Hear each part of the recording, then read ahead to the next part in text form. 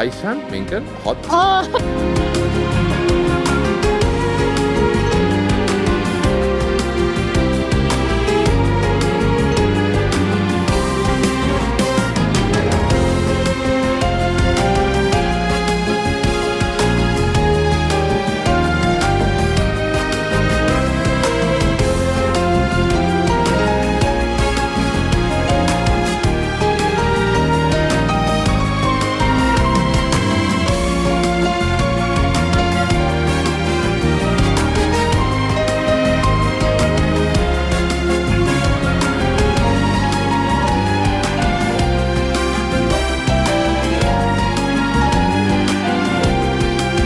Шат гадаад бараа ороод байна.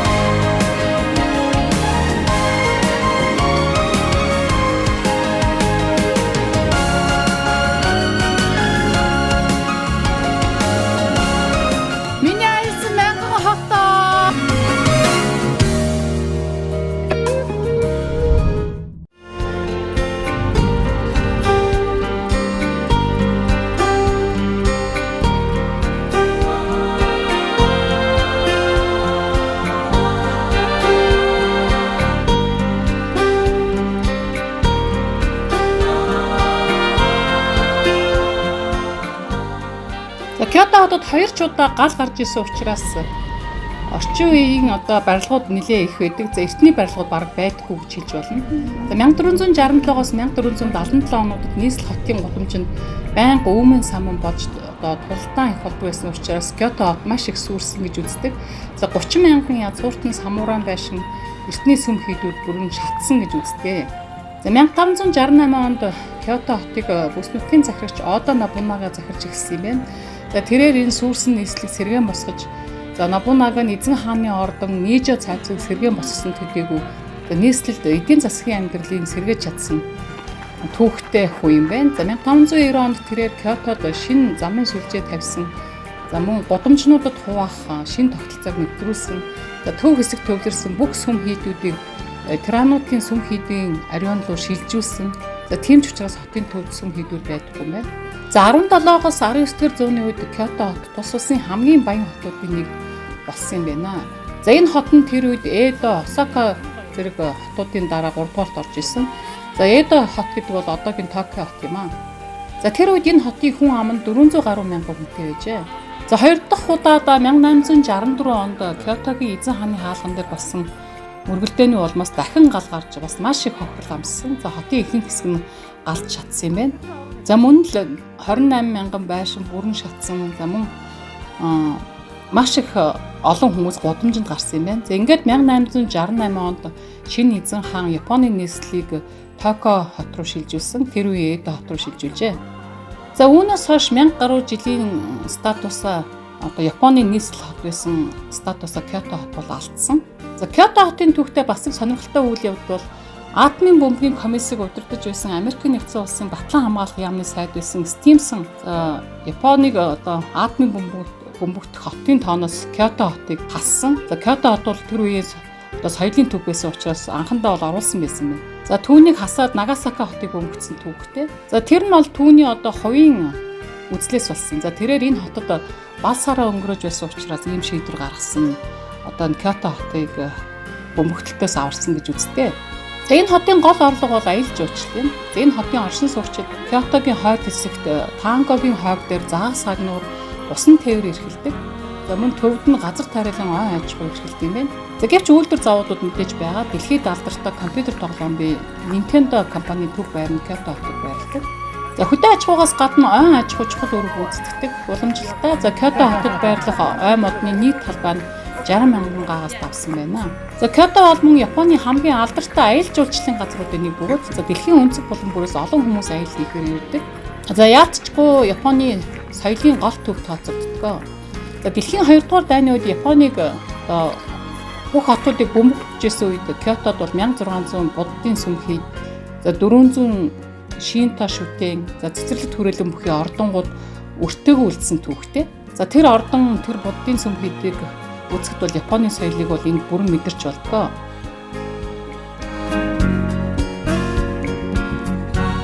Кёто хотын бэлтгэмдэг болсон 600 гаруй жилийн өмнө Кинкаку-зи гэдэг юм сүм юм. За энэ байшин ирсэн байна. За тэгээд энд бол одоо жуулчид маш их ирсэн байгаа харж байгаа. Тэгээд Кёто хотод ирсэн хүн болго ярьж үздэг. За түүнээс гадна Япон улстай бас нэлээд одоо бэлэг тэмдэг болсон хамгийн эртний тусад газрын нэг юм байна гэжтэй. Энэ хавийн байгаль өндөр бол үнэхээр үзэсгэлэнтэй сайхан гэж. Бороо ороод одоо ингээд яг энэ нэг байгальтайгаа нийцээд энэ байшин болов алтаар ингээд дээдтэй хоёр дахин бүрсэн. Үнэхээр үзэсгэлэнтэй харагддаг юм байна.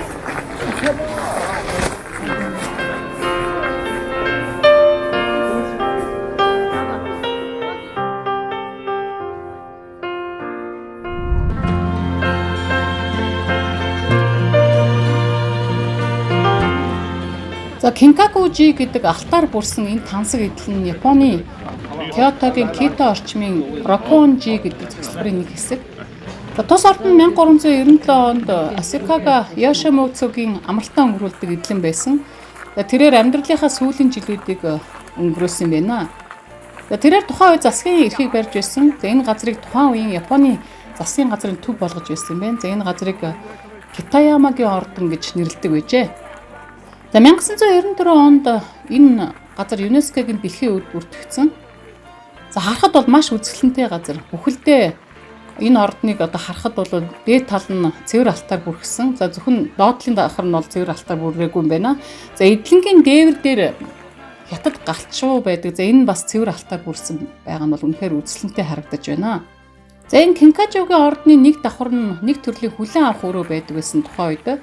За хоёрдугаар давхарт нь мөн л эхнийхээс тийм их ялгаатай биш боловч дотоод засланд баялаг уран зургаар чимэглэгдсэн байсан. За мөн хөгжим яруу найргийн танхим байрладаг гэжээ. За эхний хоёроосоо дээврийн өргөтгөлөөр тусгаарлагдсан 3 дахь давхар нь бол 14 дугаар зууны үеийн буддын шашны сүм хийдийн архитектуртай маш том номон цонхнуудаар ялгагддаг.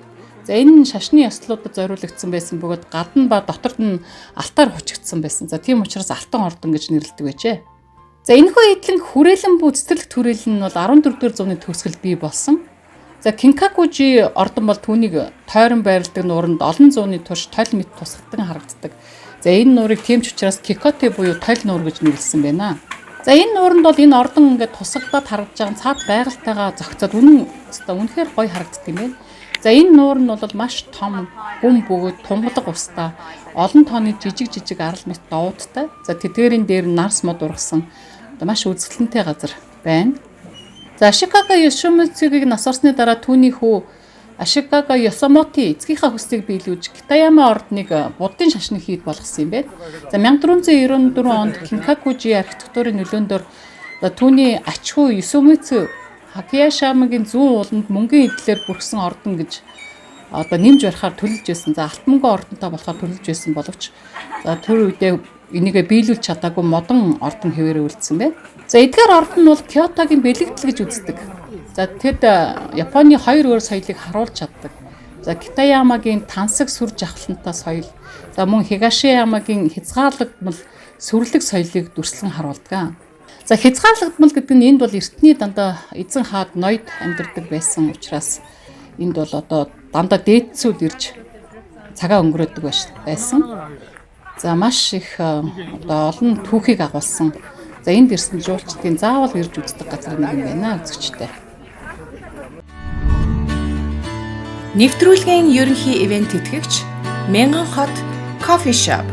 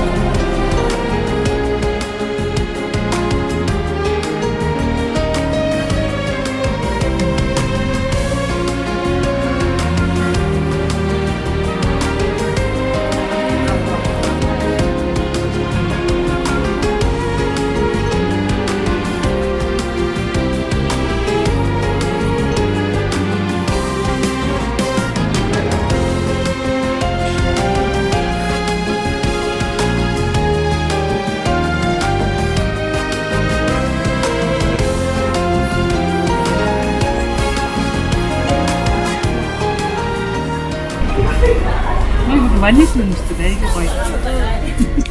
Өдөрч явчихаар үнсэл. Одоо очиод монхоос юм. Нэг. Аригато.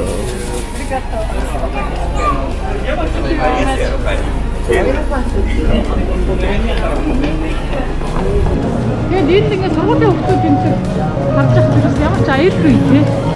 Бүгд ингээд автобусын нөгөөнд метрондоо суудсан. Тэрээс ингээд ганцаараа явчих гээсэн. Ер нь бол аюулгүй.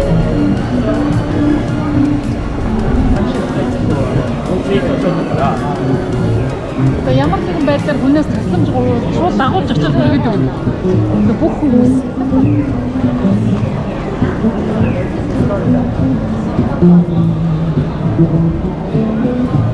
жаараас чичтэй тий.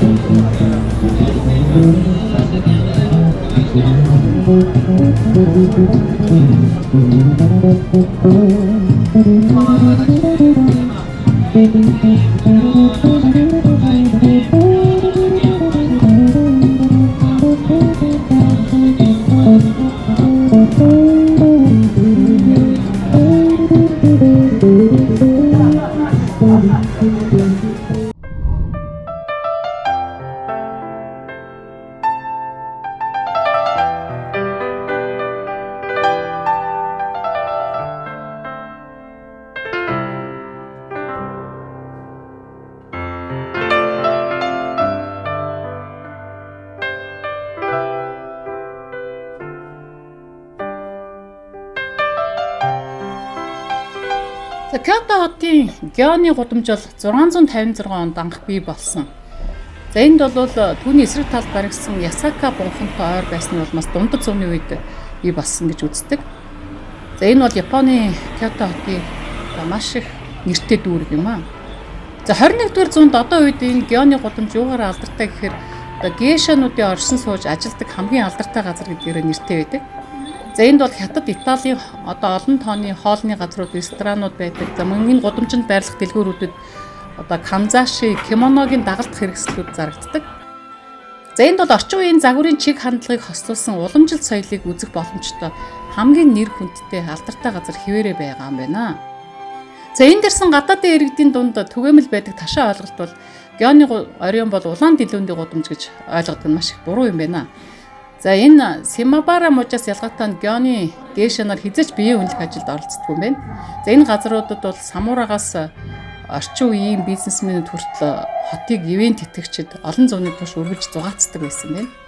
За энд байдаг цайны байшингууд доторх бүх зүйл бол хувийн хаалттай ертөнц бөгөөд за үдшийн зугаа цэнгэлэн коктейл уун цэнгэж за яриа өрнүүлдэг, тоглоом тоглодог Японы уламжилт хөгжим дуу бүжиг зэргийг одоо сонсож цагийг өнгөрүүлдэг. Одоо дээдсийнхний одоо хүрээлэн байсан гэж үздэг юм байна. Геон дах гейшанууд өөрсдөө гейша гэж нэрлэдэггүй. За тэднийг геко гэж нэрлэдэг юм байна. За ялгаа нь бол маш их байгаа юм байна. Жишээлбэл гейша гэдэг нэр нь жүжигчин буюу урлагийн хүн гэсэн утгатай бол геко гэдэг нь урлагийн үр сад буюу урлагийн эмэгтэй гэсэн утгатай юм байна. За гейша бол 17 дугаар зуунаас үүсэлтэй Японы одоо эрсэн зочдыг зугаацуулах үүрэгтэй эмэгтэй жүжигчдийн нэр гэж үздэг. За тэд бол биеэ үнэлэгчд биш. За харин дэлхийн 2 дугаар дайны үед Японд байсан Америк нэгдсэн улсын цэргүүд биеэ үнэлэгчдийг тэгж дууддаг байсан. Гейша гэж ойлгож дууддаг байснаас ийм ташаа ойлголтод бол газар авсан юм байна. За гейша бол Японы уламжилт дуу, бүжиг, шүлэг, зураг, шог яриач хүртэл тэр бүхэл одоо хэл сэтгэл судлалын хөл тодорхой хэмжээнд судалсан өндөр боловсралтай бүсгүүчүүд байсан байна. Тэд бол ямар ч сэдвээр ярилцахад бэлэн байдаг маш их боловсралтай хүмүүс байжээ. За гейшаг бага насаас нь өндөр дэг журмаар бэлддэг. За уг дэг жайгийг зөрчих бол хориотой байсан. За гейша 13-аас 14 настайгаас эхлэн ажиллаж эхлээд за 18 нас хүртэл эзнийхээ мэдлэлд байдаг байсан байна. За 18-таагаас ирээдүгөө өөрөө мэд хэрэгтэй болдог байжээ. За тэд бол эзнийхээ мэдлэлд үргэлжлүүлэн ажиллах эсвэл бие дааж ажиллаж болдог байсан байна 18-таагаас хойш. За гейша хэрвээ өөрөө зөвшөөрвөл гэрээ байгуулж хин нэгний нууц самраг болж байсан байна. За гэрээ нь хоёулаа туслахыг хүсвэл гейша хүүхэд гаргаснаар дуусгар болд юм байна. За гейшагийн үндсэн үүрэг бол зочдыг уйдахгүй зугаатай байлгаж ороог сайхан өнгөрүүлэх боловч өөртөө зөвшөөрсөн тохиолдолд нууц самраг болох нь байдаг байжээ. За мэдээж нэр хүнд бүхий томоохон албан тушаалтны нууц самраг болвол түүний нэр хүнд нь өсдөг байсан байна. За гейша нууц самрагтай бол за түүний нууц самраг нь гейшагийн бүхий л зардлыг даах үүрэг хүлээдэг. За томоохон нэр нөлөө бүхий хүмүүстэй нууц самраг болцоохыг эрхэмлдэг байсан юм байна. За ер нь гейша гэдэг үг нь гей буюу урлаг, ша буюу хүн гэсэн үгнээс бүтсэн урлагийн хүн гэснийг утгыг нэрлэдэг. За гейша нь неф юм уу нууча хэмээгдэг төрлөөр нүрээ будаж шилэн хүзүүний хэсэгт будаагүй хэсэг үлдээж тод өнгийн кимоно өмсөж бүсээ ард талдаа хүнээр тусгай зангилаагаар зангидуулан бүсэлдэг. За энэ нь бол Японы биеэ үнэлэгчдийн бүс нь урдаа зангилаатай байдаг байснаас ялгаатай байсан гэж үздэг. За гейша нарын түүхийг аваад үзэх юм бол анх 7 дугаар зууны үед одоо гэр бүлүүд сабурико буюу үүшлэгч охид авдаг байснаас ихтэй. За 794 онд хааны ордон Кёто руу нүүснээс хойш авьяаслаг эмэгтэй бүжигчдийг сургаж зугаацуулагч бүсгүй буюу нууц самрагаар бэлддэг болж ирсэн байна. За энэ манайхны хувьд ойлгомжгүй мэт боловч татвар юм бэлдэх гэж ойлгол ойролцоод бас болов. Язгууртай айлын хүүхдүүдийн гэрлэлт ихэнхдээ ашиг хонжоо улс төрийн байр суурь харсан байдаг байсан тул айлын эхнэрүүд хүүхэд гарган ар гэрээ сайн авч явах л үүрэгтэй байсан. За харин нөхрүүдийг нь бол гэр бүлээ татвартай байлгах үүрэг биелүүлэхэд нь тухайн үеийн татвар эмс буюу гейша нарын үүрэг маш их байжээ. Токугавагийн 90 үед гадуур биеэ үнэлэхийг хорж за эмсийн хүрээлэн байгуулсан. За биеэ үнэлэгч нарыг лицензжүүлж ангилдаг болсон байна. За 1800 оноос эхлэн гейша нар хүчээ авч өөрсдийн эзэгнэл зэрэглэл байр суурь тодорхойлдог болсон. За тэд бол энгийн нэг таашаал болгох эмэгтэй биш харин нийгэмд тодорхой байр суурьтай тухайн үеийн одоо модыг авч явдаг ганган дэгжин өндөр боловсралтай бүсгүүчүүд болж ирсэн байна.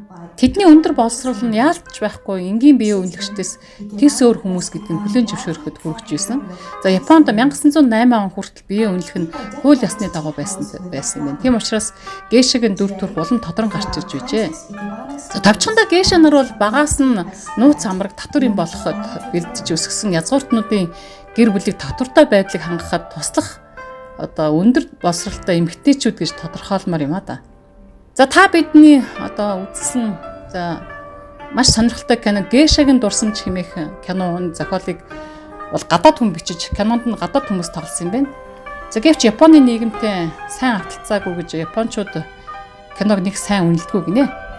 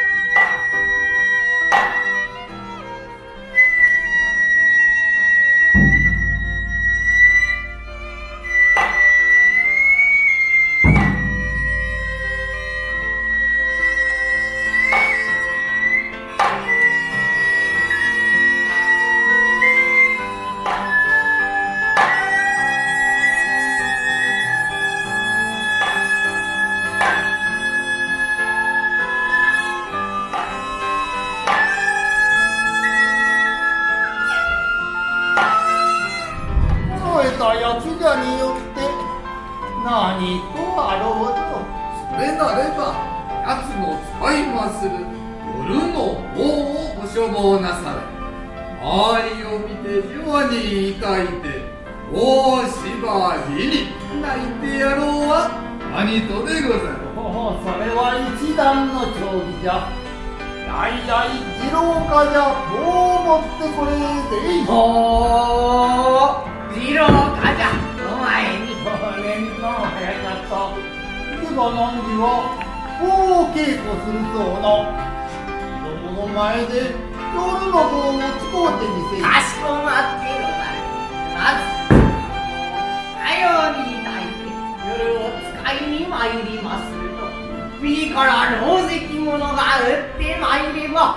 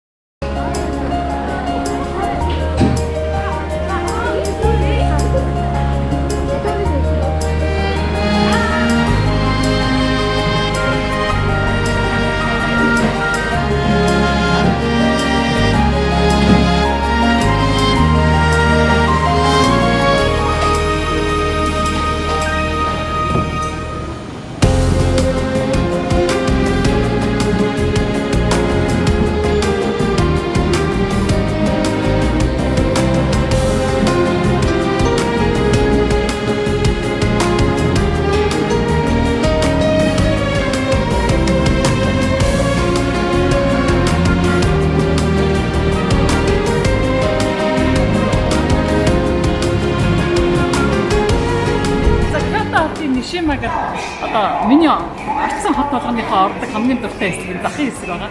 Тэгээд Нишима гэдэг зах дотор одоо байсан бүх юм байна.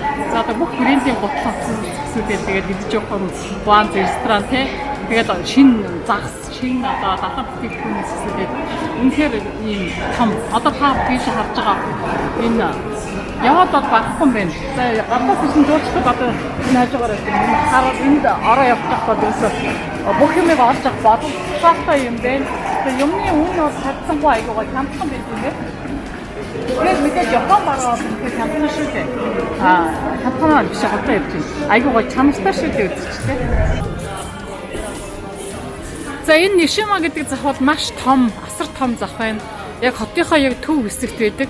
За энэ дотор бол бүх юм нэг дор байршсан. За хувц сунар тэгээд гутал тэгээд гоо сайхны бараа, хүнсний зүйл, өглөөний шин загас те шинэ далайн бүтээгдэхүүн. Тэгээд ерөөсө бүх юм ингээд нэг дор байт юм байна. За энд ирсэн хүн бол ийш ороод гарахад ер нь одоо бэлэг дурслын зүйл ер нь бүх юм нэг дор байршсан байна. Тэгээд маш цэвэрхэн, маш одоо инх цэгцтэй Япон орн шүү дээ. За энэ Япон оронд бол угаасаа мэдээж хоол хүнс нь эрүүл шин дандаа шинэ бүтээгдэхүүнээр хийдэг. За захын одоо гудамжинд байгаа хоолны газар, рестораны хоол бол ер нь хоорондоо ямар ч ялгаа байхгүй. Ягаад гэвэл бүгд шинэ бүтээгдэхүүнээр шинэ юм хийдэг. За эднийхний одоо үздэгэр бол амттай гоё шинэ бүтээгдэхүүнээр шинэ хоол хийхгүй бол ер нь бонз ажиллуулад хэрэггүй гэж ярьдаг гин. За тийм болохоор хоол хүнс бол хаач явсан би одоо өөрийн биеэр үзээд 5-6 хонжээ маш амттай ерөөсөө ресторанд ч орж үзсэн, гудамжны хоолнд ч орж үзсэн ямар ч ялгаа авахгүй. За тийм болохоор одоо хаанаас ч юу ч аваад идсэн санаа зовхон байхгүй гэж хэлж болно.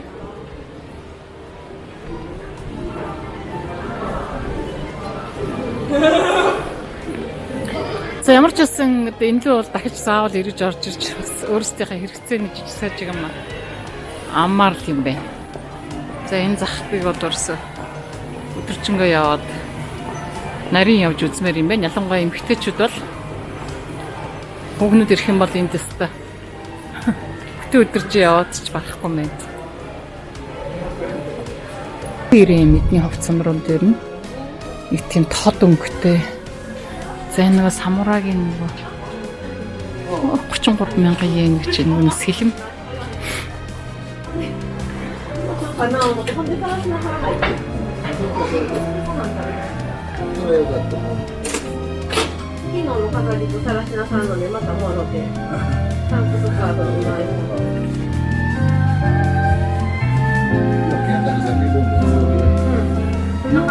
Кимоноос бид төрсөн.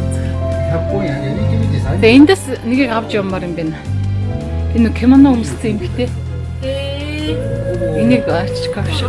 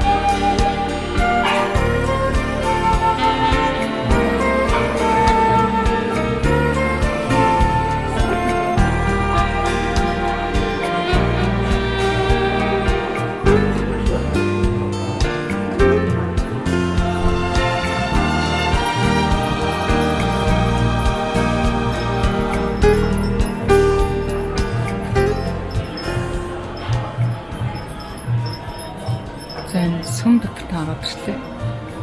Юм дотор зах дотор бас сүмэн байдаг юм байна.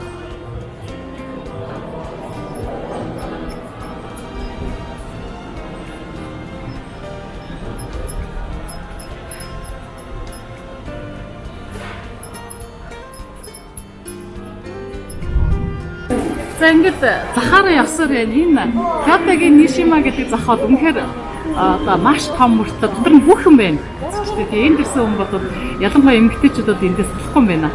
Одоо эмэгтэйчүүдийн бүх төрлийн хувц зэрэгтэй эмэгтэй хүүхдийн тэгээд янз янзын ресторан хоолны газрууд шин загас одоо жижиг сажиг юм бол маш их байна.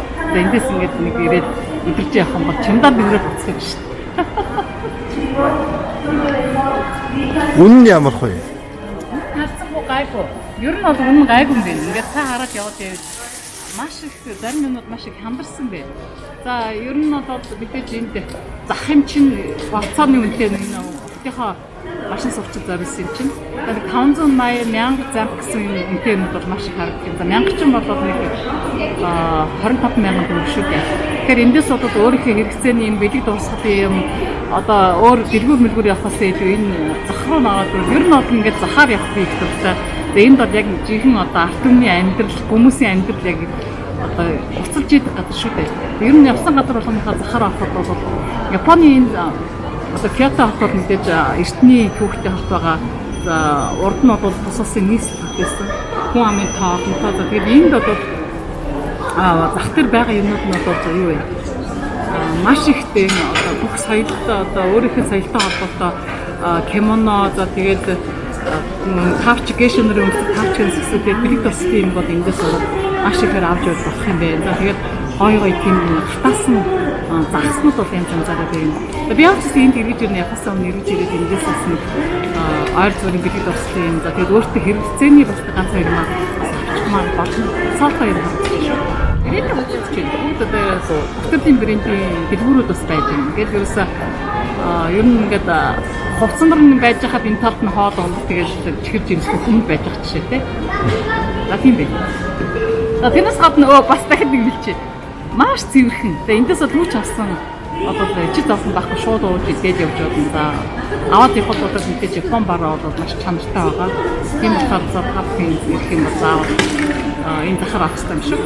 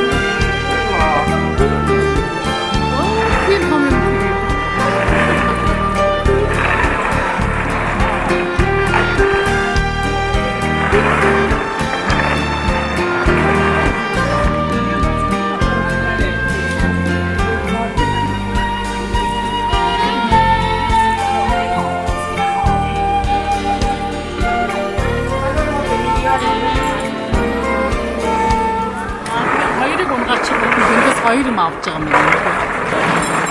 Ингээд эндээс унахгүй авах боломжтой байхгүй юу? Ингээд унчих болох юм байна. Юусэн юм хатаага.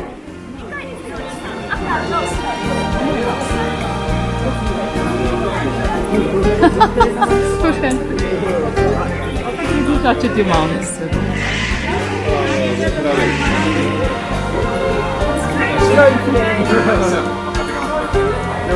За одоо гарцаар гарч ирлээ. За гарцаар гарч ирэхэд бол одоо та бүхэн сонсож байгаа шууныг одоо урж байгаа. Вау гэд нэг одоо ямар шуу юм бөө. Тэгээд одоо бид нар ингээд гарцаар гарах чи ямар нэгэн дуу чимээ байхгүй гэрэл асаад унтраад тэгээд машинууд нь дайрчих гээд байдаг шүү дээ. Тэгээд энд бол ингээд гарцаар гарахтаа урт хүн одоо шууны дуу сонсох тэгээд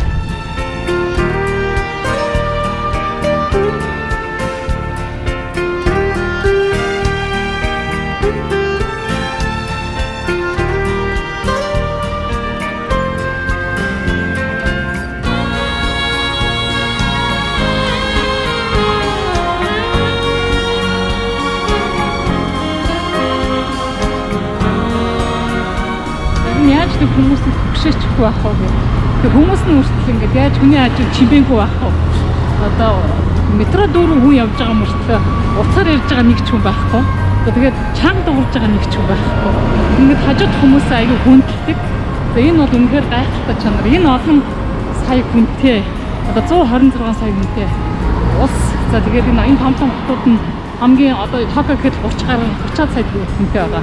Ийм том хотууд мөртлөө ингээд ямар ч тийм төгжрээ, бөөгнөрл, саяны зах дотор нийшмэгээ захалтраад байгаа. Бүх төрлийн юм байдаг. Асар том одоо манай том майл ихтгэл шиг том байгаа юм шүү дээ. Тэр дотор ч гэсэн ямар ч тийм нэг хоорондоо ингээд шахалтсан, барьсан, сандарсан хүмүүс нэг ч харагдахгүй байна. Одоо ер нь бол энэ хот дотор битэрл чангаар явж байгаа. Бусдад ер нь үгүй шүү.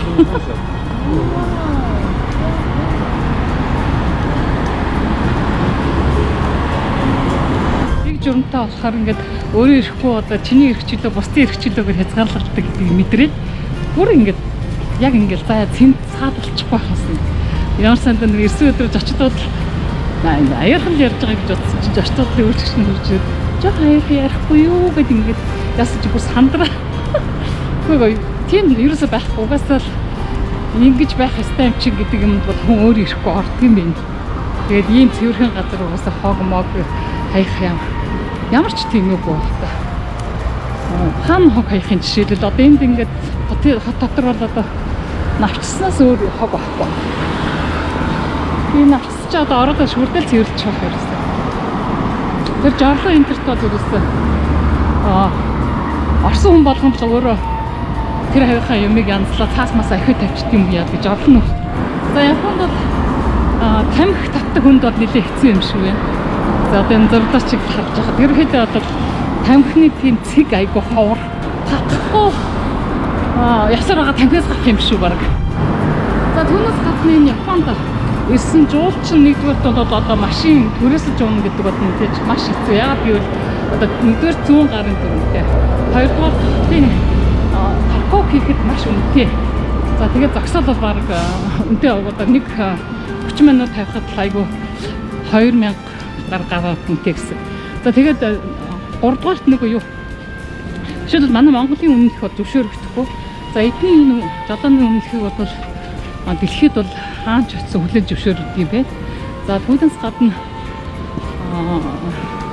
нийтийн тээвэр маш сайн хөгжсөн болохоор энд нэг машины төвжир олон машин ерөөсө харагддгүй юм байна. За энэ хотын дотор явж байхад энэ машинууд бол ерөөсө сигналдж байгааг би ерөөсө одоо 6-7 хонжин одоо нэг сигнал сонсоогүй. Ерөөсө хүмүүс би нэг хүндлэг нэг илэрлэн ерөөсө сигналдгүй хүн болгон одоо ногоон гэрлээр л гардаг. Машин болгон дөрмээрээ явдаг. За тийм болохоор энд бол сигналыг сонссон бэ. За бас нөгөө нэг бусдын амар тайван алдагдахгүй гэдэг зарчим энэ дээр бас маш тод харагдаж байгаа. За энэ Хирошимад амьдарч байгаа тэр монгол хүний бидэрт хэлж өгснөр бол ер нь энд сигналдах юм бол маш өндөр торгуултай гинэ. Цаанаас гуйлаад тийм болохоор зэрэг хүмүүс бас сигналдах юм байна л да.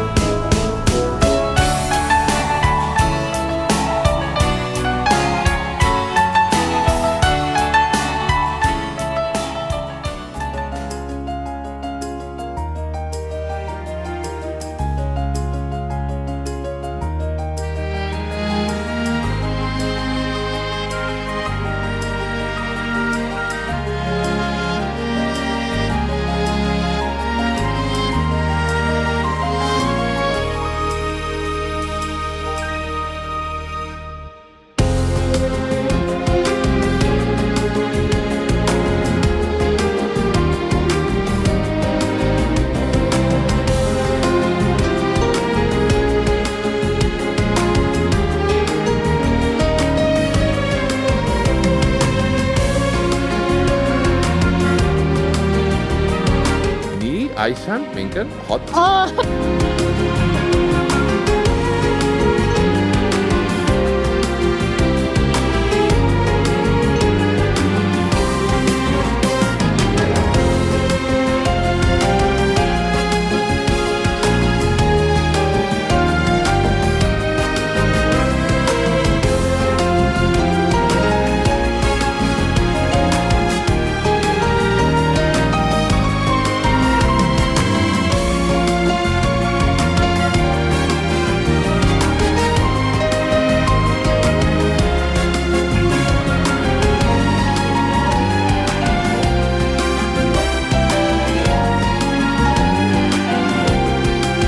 Шат годод бараа ороод байна.